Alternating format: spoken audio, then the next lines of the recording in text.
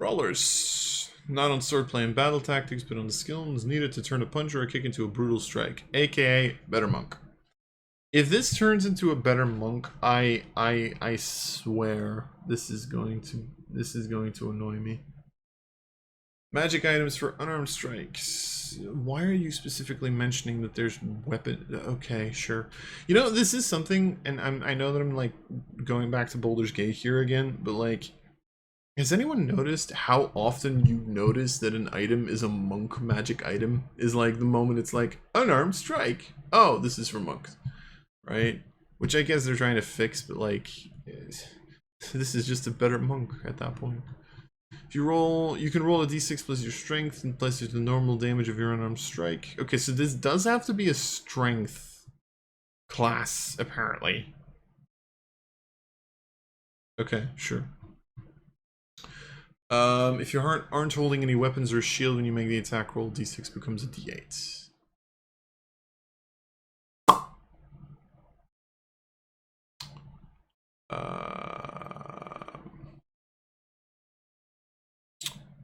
Okay, sure. Improvised experts. You are proficient with improvised weapons. Finish the long rest. Choose one weapon property from the one-handed list and one from the two-handed lists.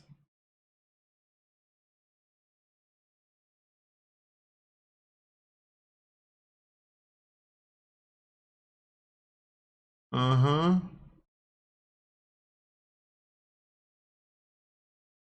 Light or thrown, reach or thrown.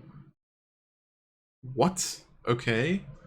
So you pick either light or thrown 2060 from one-handed and then reach or thrown 1030 from two-handed. Sure. Until the end of your next long rest, the one-handed choice applies to the one-handed improvised weapons you wield. The two-handed choice applies to the two-handed ones. So if you pick up a table, you can make it thrown range 1030. Or you can hit someone a little further away. Which makes sense, because it's a giant fucking table. Okay. In addition, whenever you attack with an improvised weapon, you can give it one of the following mastery properties for that attack, depending on whether it can be wielded in one hand or two. Sap, slow, or vex, cleave, push, or topple. So, they're giving you weapon masteries on improvised weapons. Okay, sure.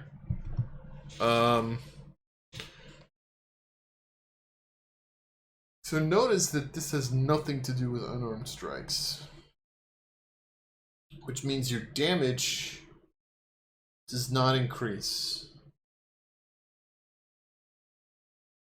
Like,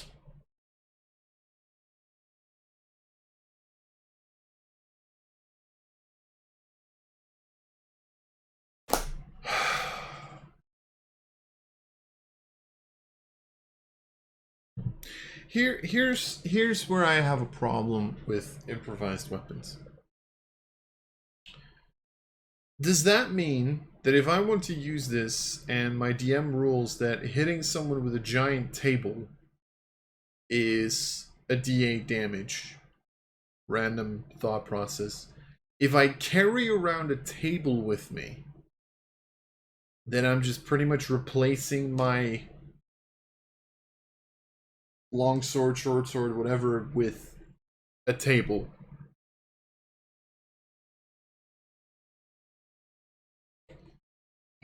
It's like, why not just put stuff on one-handed? Like, you're one-handed, you know? Yeah, okay, it doesn't really make sense with one-handed and two. I don't. I get what the ideas that they're going with. It just, this feels very weird because you have to rule improvised weapons somehow as a DM, like damage wise and stuff, because you don't always know. Like a deck of cards isn't going to deal as much damage as like a stone table if you can pick it up. I don't know. I'm not a fan of this. I'm really not a fan of improvised expert. Sorry. Grappling expert. Oh god. Really? Make one armed strike as a bonus action when you're using your own strike. In this way, you must choose the grappler shove option.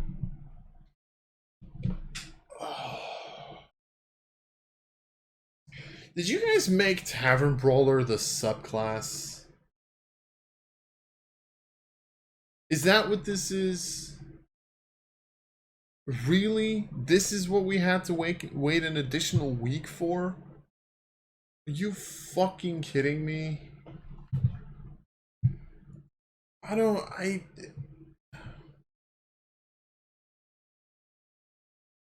Grapple, as far as I know, Grapple hasn't changed back to what I thought was its decent version.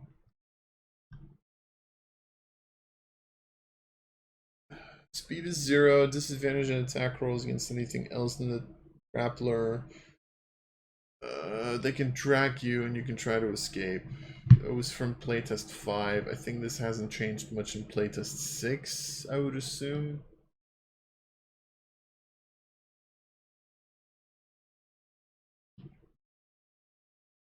Yeah, it literally hasn't changed. Like, here's the thing, right? I don't hate grappling. I really don't. I don't think grappling is bad. Honestly, this makes this subclass sort of more of a protection tank, right? Because whenever you grapple something like successfully, that creature can't move, which means in a lot of cases they have no choice but to attack whomever is right in front of you. Except if, again, we're talking about like a wizard or whatever, just keeps forcing saves because they don't care, right? But my point remains, is this legitimately like Tavern Brawler, the subclass? Because this is a feature that you just get as a feat. And nobody picks the feat except people who want to roleplay something, but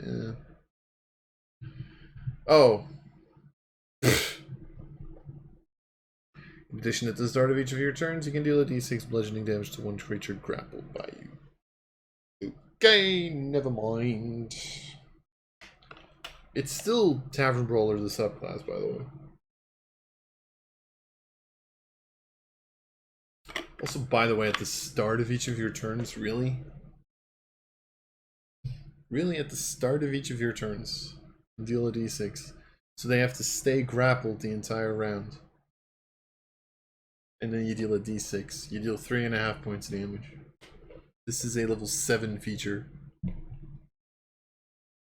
What the fuck? They get an entire turn to either try to get the fuck out and not have taken a single point of damage, which does put the action economy in your favor, or, you know, they take 3 points of fucking damage. Oh no. Have advantage on attack rolls made with improvised weapons and armed strikes against the creature grappled by you. Sure. Do you have to do the bonus action first? Or can you do the... Yeah, okay, so you can do the bonus action first. So you can grapple and then just hit them.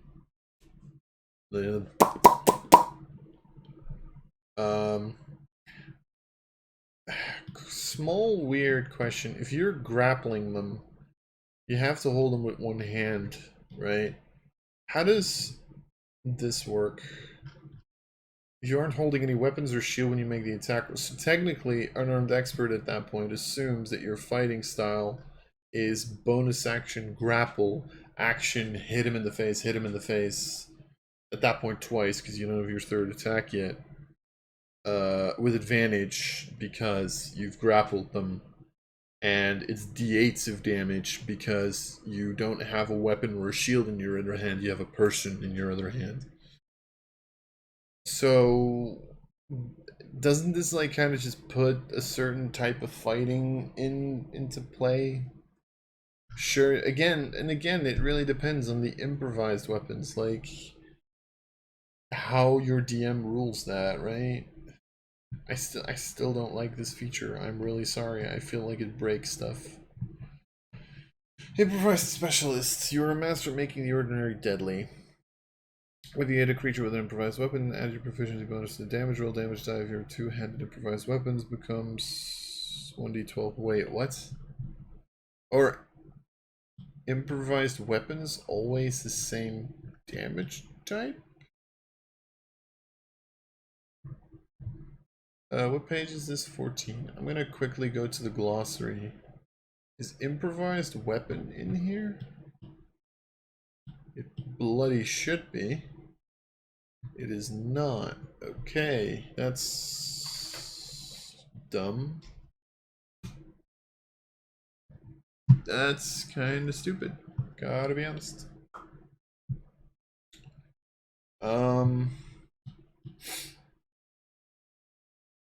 Because if your damage die of your improvised weapons is set in stone, then it's fine. I still think it's weird, but wait, hold on. Improvised weapons 5e. How does an improvised weapon work?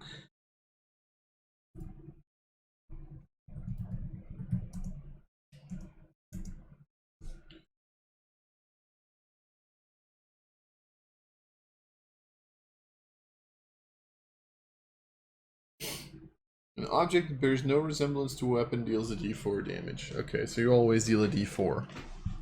Then why the fuck? I still don't like this feature.